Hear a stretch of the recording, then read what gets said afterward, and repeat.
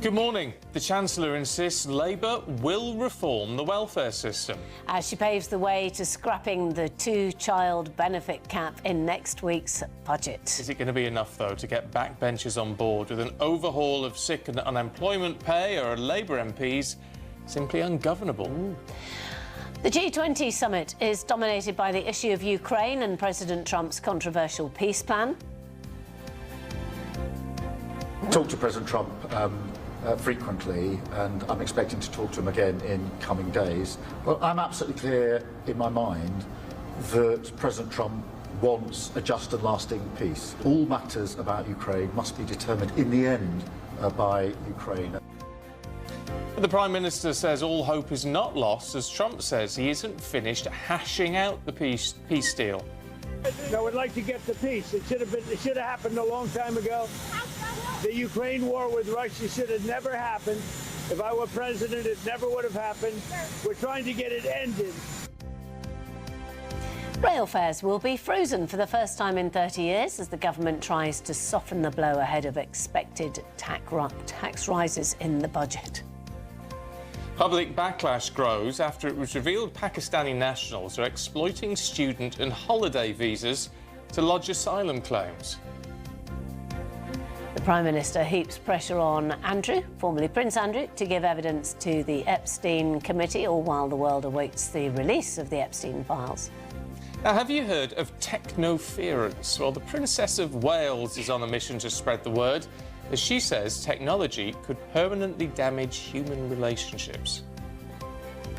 A very good morning. 6 defeats in 7 Premier League games, 8 points off the leaders, and that's with £450 million spent on players. Liverpool are in full-blown crisis after they were thumped by Nottingham Forest at Anfield yesterday. And in F1, Max Verstappen wins in Vegas, but Lando Norris maintains his title charge.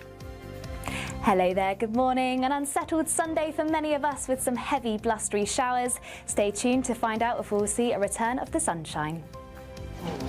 Good morning, it's just gone 6 o'clock. I'm Stephen Dixon. I'm Penny Smith and this is GB News Breakfast.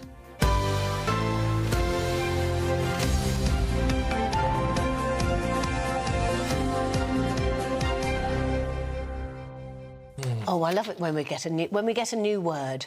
Oh, technoference? Yes, exactly. Have you heard of technoference? No, I've never heard of it before this morning. No. But I can understand when she's saying, apparently the Princess of Wales, this is, saying that technology is interfering with human relationships. It is. I think for young people, it's for the kids growing up with it now who aren't developing in the same way. I also don't think it helps when you've got adults constantly on the phone as well whilst out with the children. You know, the children are just there and they're sort of constantly on the phone. No, it's not good. Also, can I just say... Oh, here we go. Here you go. It's a small goat. Actually, it's quite a big it's a big my goat. No, it's a big goat. People being on their phone when dealing with other people. Oh, yeah. So annoying. Exactly. And I am at the age where I call it out. So I was in the coffee shop the other day, woman in front of me on the phone just said this, latte, went back to her phone. Rude. I know. What did you say, Penny? Go on. I just said, very rude. And then I slightly looked over her left ear so that there was no fisticuffs involved, because I could have said, oh, I'm just looking at the things and just saying random words. If she'd have kicked off. Yeah. As it was, she just kind of said, please. Yeah, it's all it takes. Oddly enough, in the United States, no offence, Jennifer Powers is standing by, but in the United States, you see it on the TV shows when they go into bars and things and they just say, gimme. Yeah. They say, give me. Yeah, they don't say... Can I get? They don't say... Can I get? They don't say please or thank you. No, they don't. Maybe it's a very British thing, but I like it. And yet, in a shop, they're very quick to come over, tell you their name, how they can help you, and the fact that the things on the shelf, there might be other sizes available that they can definitely get us. I think it's quite a big Go on, Jennifer. Since you're the resident American or former US citizen. Dual citizen. Okay. Yes, I can be that bridge across the Atlantic. Excuse yourself. No, I'm not going to defend the overzealous staff, on the door of the shop, because that could be a bit much. But I will agree vociferously with you about the technoference and its impact on human relationships. So, absolutely. There's a term called cognitive leakage. Oh dear, that sounds unpleasant. It's an actual technical term that researchers come up with. I'm writing that down. Which means when you have technology, even if it's not on, if it's near you, a bit of your brain is still thinking.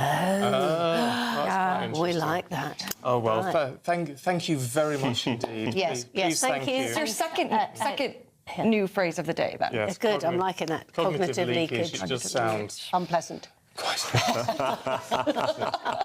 Anyway, Sunday look, mornings, get the towels. seeing as Jennifer's here, we better tell you what we want to talk to her about. And that is that 3 days before Rachel Reeves unveils what has been dubbed by many as a nightmare budget, warnings are growing that millions of workers could be hit. Yeah.